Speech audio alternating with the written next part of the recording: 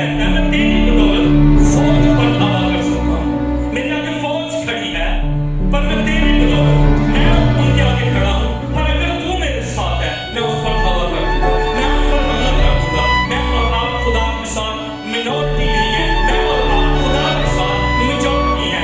और अकेला यूसिया खड़ा हुआ और इसके साथ इसका खुदा। हालेलुया। आप सोच रहे मैं खड़ा हूं, ये तो 60 से ऊपर है, मैं 50 और नहीं, ये तो 8 साल की है, मैं तो ये 18, 20 और 25, 26 साल की अभी मेरी लड़की है। इस दुनिया में मैं कैसे निकल सकती हूँ? लेकिन खुदा को साथ कीजिए।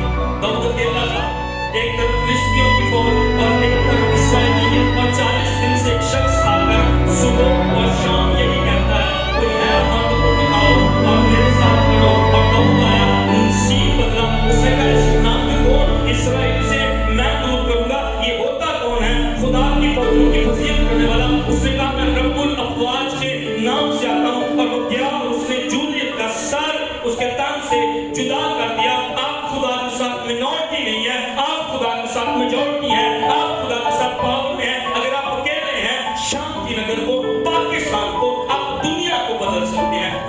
जो यहूदा था उसको